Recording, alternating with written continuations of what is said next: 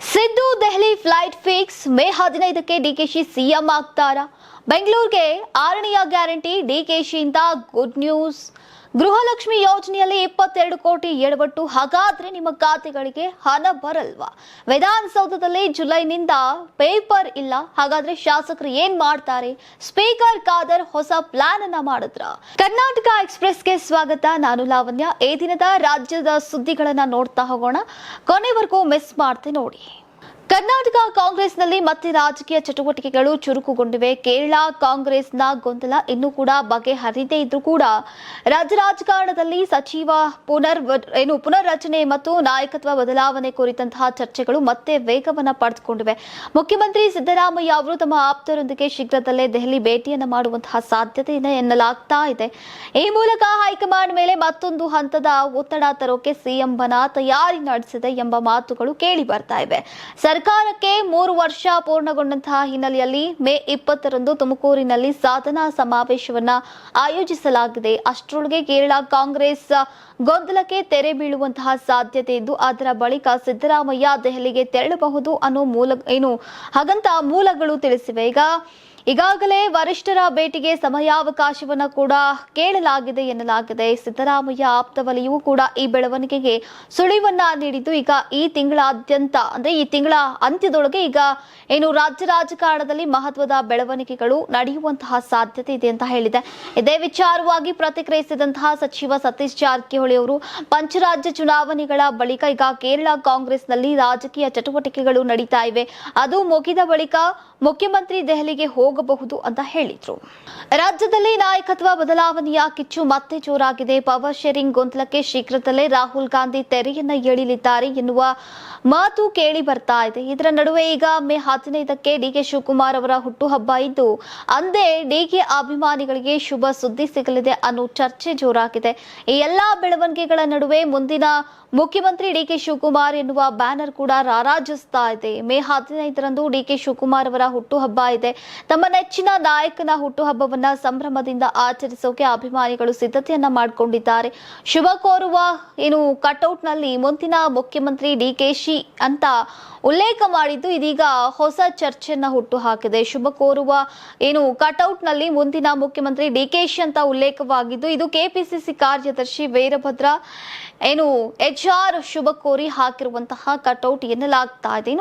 KPCC ಕಚೇರಿ ಎದುರಿಗೆ ಈ ಬೃಹತ್ ಕಟ್ಔಟ್ ಬ್ಯಾನರ್ ಗಳ ಅಳವಡಿಕೆ ಮಾಡಿದ್ದು ಈಗ ನಾಯಕತ್ವ ಬದಲಾವಣೆಯ ಚರ್ಚೆ ನಡುವೆ ಮುಂದಿನ ಸಿಎಂ ಡಿಕೆಶಿ ಎಂಬ ಬ್ಯಾನರ್ ಮಹತ್ವವನ್ನ ಪಡೆದುಕೊಂಡಿದೆ.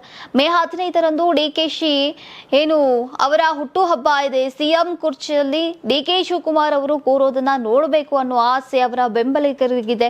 ಆದ್ರೆ ಆಸೆ ಈಡೇರುವಂತಹ ಕಾಲ ಬಂದಿದ್ಯಾ? ಮೇ 15ರಂದು ಅಭಿಮಾನಿಗಳಿಗೆ ಗುಡ್ ನ್ಯೂಸ್ ಸಿಗತ್ತಾ ಅನ್ನೋದು ಸದ್ಯ ಕುತೂಹಲವನ್ನ ಹೆಚ್ಚಿಸಿದೆ. ಜಿಬಿಎ ಚುನಾವಣೆಗೂ ಮುನ್ನವೇ ಈಗ ಬೆಂಗಳೂರಿಗರಿಗೆ ರಾಜ್ಯ ಸರ್ಕಾರ ಮಹತ್ವದ ಘೋಷಣೆಯನ್ನ ಮಾಡಿದೆ. ಬಿ ಖಾತೆದಾರರಿಗೆ ಈಗ ಬಿಗ್ ಗುಡ್ ನ್ಯೂಸ್ ಸಿಕ್ಕಿದೆ.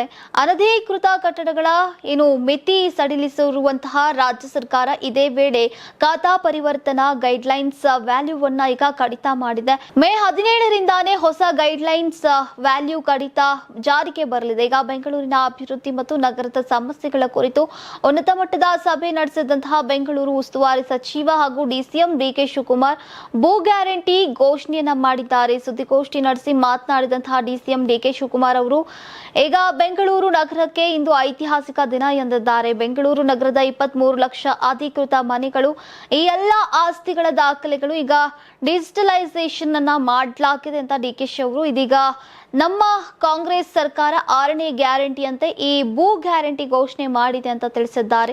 ಇದು ದೇಶದಲ್ಲಿ ಅತ್ಯಂತ ದೊಡ್ಡ ಕ್ರಾಂತಿಕಾರಿ ಬದಲಾವಣೆ. ಈ 23 ಲಕ್ಷದ ಪೈಕಿ 16 ಲಕ್ಷ ಆಸ್ತಿಗಳು ಏಕಾತ ಆಸ್ತಿ ಹಾಗೂ 7 ಲಕ್ಷ ಬಿ ಖಾತಾ ಇದೆ. ಒಂದು ಕ್ಷೇತ್ರದಲ್ಲಿ 10 ಕಡೆ ಖಾತಾ ಪರಿವರ್ತನೆ ಮೇಳ ಆಯೋಜನೆ ಮಾಡಲಾಗಿದೆ. 2 ಹಾಗೂ 4ನೇ ಶನಿವಾರ ಬೆಂಗಳೂರಿನಲ್ಲಿ 50 ಕಡೆಗಳಲ್ಲಿ ಮೇಳ ನಡೆಯಲಿದೆ ಎಂದಿದ್ದಾರೆ. ಶೃಂಗೇರಿ ವಿಧಾನಸಭಾ ಕ್ಷೇತ್ರದಲ್ಲಿ ಬಿಜೆಪಿ ಗೆಲುವಿಗೆ ನಕಲಿ ಹಾಗೂ ತಿರುಚಿದಂತಹ ಅಂಚೆ ಪತ್ರಗಳು ಕಾರಣ ಅಂತ ಶಾಸಕ ಡಿಟಿ ರಾಜೇಗೌಡ ಅವರು ಆರೋಪಿಸಿದ್ದಾರೆ. ಶೃಂಗೇರಿ ಕ್ಷೇತ್ರದ ಮತ ಎಣಿಕೆಯ ಫಲಿತಾಂಶವನ್ನ ಸುಪ್ರೀಂ ಕೋರ್ಟ್ ರದ್ದುಗೊಳಿಸಿ ಚುನಾಯಿತ ಪ್ರತಿನಿಧಿಯಾಗಿ ಅವರನ್ನ ಮರು ನೇಮಕಗೊಳಿಸಿದಂತಹ ಒಂದು ದಿನದ ನಂತರ ಮಾತನಾಡಿದ ಅವರು, ಈ ಹೋರಾಟದಲ್ಲಿ ಅವರ ಸ್ಥಾನ ಕಳೆದುಕೊಳ್ಳುವಂತಹ ಸಾಧ್ಯತೆ ಹೆಚ್ಚಿತ್ತು. ನಕಲಿ ದಾಖಲೆ, ಅಂಚೆ ಪತ್ರಗಳನ್ನ ತಿರುಚಲಾಗಿತ್ತು ಅಂತ ದೂರಿದ್ದಾರೆ.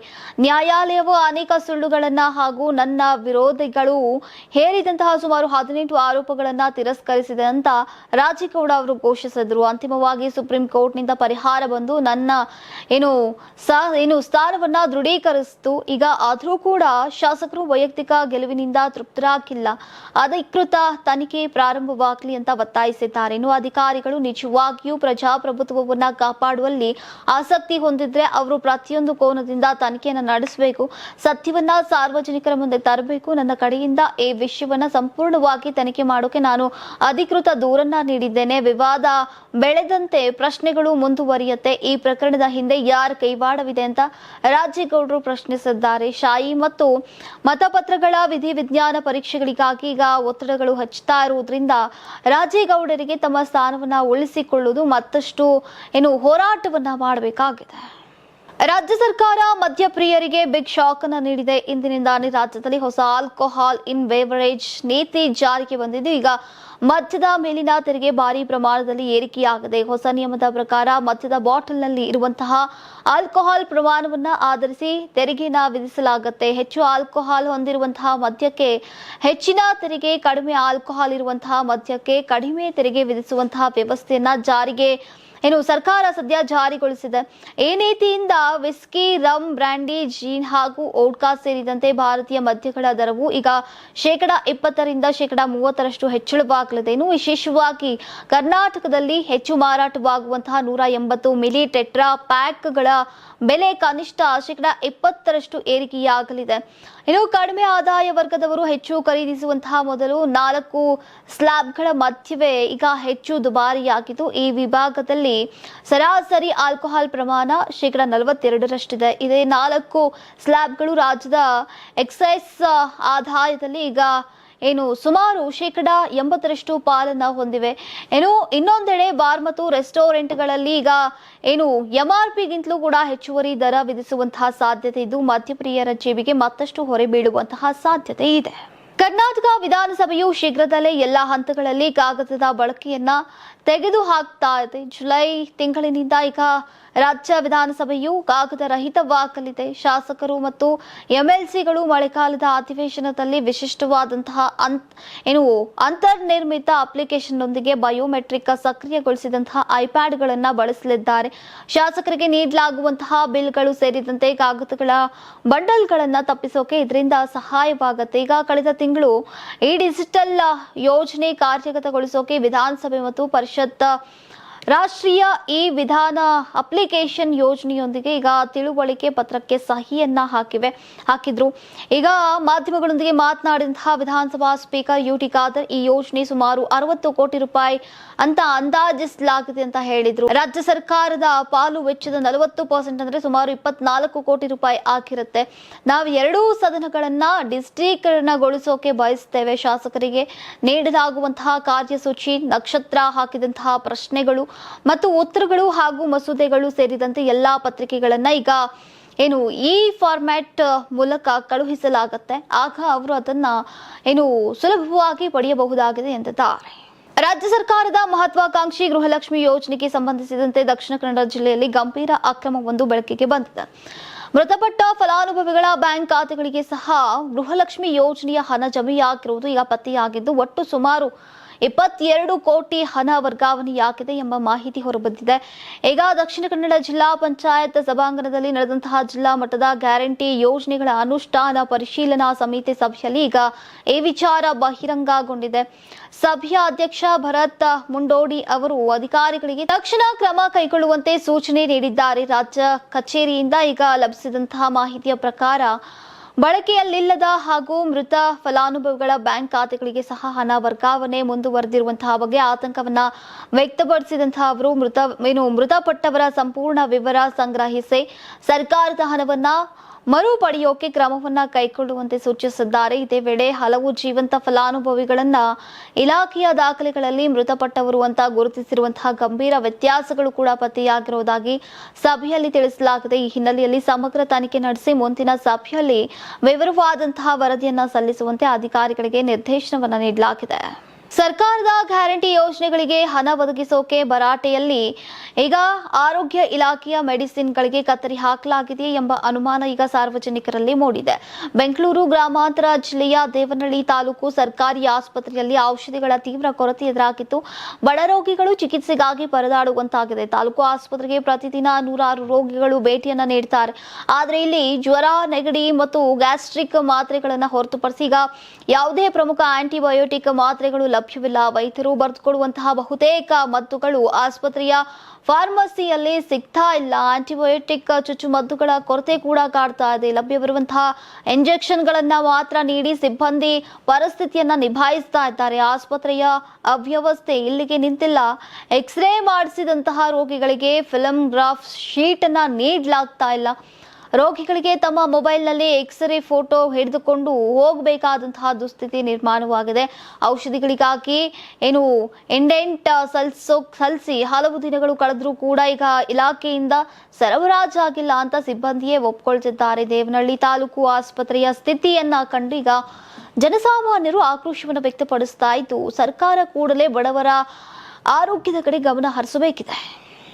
ಬೆಳಗಾವಿ ಕರ್ನಾಟಕದ ಅವಿಭಾಜ್ಯ ಅಂಗ ಅಂತ ಮಹಾನಗರ ಪಾಲಿಕೆ ಸಭೆಯಲ್ಲಿ ಗೊತ್ತುವಳಿ ಅಂಗೀಕಾರ ಮಾಡುವಂತೆ ಆಗ್ರಹಿಸಿ ವಿವಿಧ ಕನ್ನಡ ಸಂಘಟನೆಗಳ ಕಾರ್ಯಕರ್ತರು ಬುಧವಾರ ಪ್ರತಿಭಟನೆಯನ್ನ ನಡೆಸಿ ಪಾಲಿಕೆಗೆ ಮುತ್ತಿಗೆಯನ್ನು ಹಾಕೋಕೆ ಪ್ರಯತ್ನಿಸಿದ್ರು. ಪಾಲಿಕೆ ಅಂದ್ರೆ ಮಹಾನಗರ ಪಾಲಿಕೆ ಕಚೇರಿ ಎದುರು ಪ್ರತಿಭಟನೆ ನಡೆಸಿದಂತಹ ಕಾರ್ಯಕರ್ತರು ಗೇಟ್ ಒಳಗೆ ನುಗ್ಗೋಕೆ ಯತ್ನಿಸಿದ್ರು. ಆಗ ಪೊಲೀಸರು ಪ್ರತಿಭಟನಾಕಾರರನ್ನ ತಡೆದ್ರು. ಪೊಲೀಸರು ಹಾಗೂ ಪ್ರತಿಭಟನಾಕಾರರ ಮಧ್ಯೆ ವಾಗ್ವಾದ, ಮಾತಿನ ಚಕಮಕಿ ನಡೆಯಿತು. ಬೆಳಗಾವಿ ಕರ್ನಾಟಕದ ಅವಿಭಾಜ್ಯ ಅಂಗ ಹಾಗೂ ಮಹಾಜನ್ ವರದಿ ಅಂತಿಮಗೊಳಿಸುವ ಗೊತ್ತುವಳಿಯನ್ನ ಅಂಗೀಕಾರ ಮಾಡಬೇಕು ಅಂತ ಕನ್ನಡ ಸಂಘಟನೆ ಕಾರ್ಯಕರ್ತರು ಆಗ್ರಹಿಸಿದ್ರು. ಸ್ಥಳಕ್ಕೆ ಮೇಯರ್ ಪ್ರೀತಿ ಕಾಮಕರ್, ಉಪಮೇಯರ್ ಹನುಮಂತ ಕೊಂಕಾಲಿ, ಪಾಲಿಕೆಯ ಸದಸ್ಯ ರಮೇಶ್ ಸೊಂಟಕ್ಕಿ, ಪಾಲಿಕೆಯ ಆಯುಕ್ತ ಕಾರ್ತಿಕ್ ಎಂ ಭೇಟಿ ನೀಡಿ ಮನವಿಯನ್ನ ಆಲಿಸಿದ್ರು. ಈ ಬಗ್ಗೆ ಎಲ್ಲಾ ಸದಸ್ಯರೊಂದಿಗೆ ಸಭೆ ಮಾಡಿ ಮುಂದಿನ ನಿರ್ಧಾರವನ್ನ ತೆಗೆದುಕೊಳ್ಳಲಾಗುವುದು ಅಂತ ಮೇಯರ್ ಪ್ರೀತಿ ಕಾಮಕರ್ ಅವರು ಭರವಸೆಯನ್ನ ನೀಡಿದ್ರು. ಇನ್ನು ಇದಕ್ಕೆ ಒಪ್ಪದಂತಹ ಪ್ರತಿಭಟನಾಕಾರರು ಈಗಿನ ಸಾಮಾನ್ಯ ಸಭೆಯಲ್ಲಿ ಗೊತ್ತುವಳಿ ಅಂಗೀಕಾರ ಮಾಡಲೇಬೇಕು, ಅಲ್ಲಿಯವರೆಗೆ ನಾವು ಇಲ್ಲಿಂದ ಹೋಗೋದಿಲ್ಲ ಅಂತ ಪಟ್ಟು ಹಿಡಿದ್ರು. ನಟ ದಿಲೀಪ್ ರಾಜ್ ಅವರ ಅಕಾಲಿಕ ನಿಧನವು ಕನ್ನಡ ಚಿತ್ರರಂಗ ಮತ್ತು ಕಿರುತೆರೆಗೆ ಭರಿಸಲಾಗದಂತಹ ನಷ್ಟ ಉಂಟಾಗಿದೆ. 47 ವರ್ಷದ ಅವರಿಗೆ ಇಂದು ಮುಂಜಾನೆ ಕುಮಾರಸ್ವಾಮಿ ಲೇಔಟ್ನ ತಮ್ಮ ನಿವಾಸದಲ್ಲಿ ತೀವ್ರ ಹೃದಯಾಘಾತ ಸಂಭವಿಸಿದೆ. ಪಾರ್ಥಿವ ಶರೀರದ ಅಂತಿಮ ಸಂಸ್ಕಾರವು ಇಂದು ಸಂಜೆ ರಾಮನಗರದ ಗುನ್ನೂರು ಬಳಿ ಇರುವಂತಹ ಅವರ ಸ್ವಂತ ಫಾರ್ಮ್ ಹೌಸ್ನಲ್ಲಿ ನೆರವೇರಿದೆ. ಸಾರ್ವಜನಿಕರ ಮತ್ತು ಅಭಿಮಾನಿಗಳ ದರ್ಶನಕ್ಕಾಗಿ ಈಗ ಬೆಂಗಳೂರಿನ ಅವರ ನಿವಾಸದಲ್ಲಿ ವ್ಯವಸ್ಥೆಯನ್ನ ಮಾಡಲಾಗಿತ್ತು. ಚಿತ್ರರಂಗದ ಗಣ್ಯರು ಅಂತಿಮ ನಮನವನ್ನ ಸಲ್ಲಿಸಿದ್ರು. ತದನಂತರ ಪಾರ್ಥಿವ ಶರೀರವನ್ನ ಮೆರವಣಿಗೆಯ ಮೂಲಕ ರಾಮನಗರದ ಗುನ್ನೂರು ಗ್ರಾಮದ ಫಾರ್ಮ್ ಹೌಸ್ಗೆ ಕೊಂಡೊಯ್ಯಲಾಯಿತು. ಮಿಲನ ಚಿತ್ರದ ಖ್ಯಾತ ನಟ ಹಾಗೂ ಹಿಟ್ಲರ್ ಕಲ್ಯಾಣ ಧಾರಾವಾಹಿಯ ನಿರ್ಮಾಪಕ ದಿಲೀಪ್ ರಾಜ್ ಅವರ ಅಕಾಲಿಕ ನಿಧನದಿಂದ ಈಗ ಸ್ಯಾಂಡಲ್ವುಡ್ ಶೋಕ ಸಾಗರದಲ್ಲಿ ಮುಳುಗಿದೆ. ಇಂದು ಮುಂಜಾನೆ ಮನೆಯಲ್ಲಿದ್ದಾಗ ತೀವ್ರ ಹೃದಯಾಘಾತ ಸಂಭವಿಸಿತ್ತು. ತಕ್ಷಣ ಅವರನ್ನ ಕುಮಾರಸ್ವಾಮಿ ಲೇಔಟ್ನ ಅಪೋಲೋ ಆಸ್ಪತ್ರೆಗೆ ದಾಖಲಿಸಲಾಯಿತು. ಆದರೂ ಕೂಡ ಚಿಕಿತ್ಸೆ ಫಲಕಾರಿಯಾಗದೆ ಅವರು ಕೊನೆಯುಸಿರನ್ನ ಎಳೆದಿದ್ದಾರೆ. ನಟನೆಯ ಜೊತೆಗೆ ಯಶಸ್ವಿ ನಿರ್ಮಾಪಕರಾಗಿಯೂ ಕೂಡ ಗುರುತಿಸಿಕೊಂಡಿದ್ದಂತಹ ದಿಲೀಪ್ ಅವರು ಪತ್ನಿ ಶ್ರೀವಿದ್ಯಾ ಹಾಗೂ 2 ಪುತ್ರಿಯರನ್ನ ಅಗಲಿದ್ದಾರೆ. ಇವರ ನಿಧನಕ್ಕೆ ಸ್ಯಾಂಡಲ್ವುಡ್ನ ಅನೇಕ ಕಲಾವಿದರು ತೀವ್ರ ಸಂತಾಪವನ್ನು ಸೂಚಿಸಿದ್ದಾರೆ. ನೀವು ಸಣ್ಣ ಆಗ್ಬೇಕಲ್ವಾ? ಅದು ಒಂದು ಉತ್ತಮ ಆಹಾರದಿಂದ ಸಣ್ಣ ಆಗ್ಬೇಕಲ್ವಾ? ಪ್ರತಿದಿನ ನಮ್ಮ ಜೀನಿ ಸ್ಲಿಮ್ ನ ಯೂಸ್ ಮಾಡಿ ಯಾವುದೇ ಸೈಡ್ ಎಫೆಕ್ಟ್ ಇಲ್ದಂಗೆ ನೀವು ಸಣ್ಣ ಆಗ್ತೀರಾ.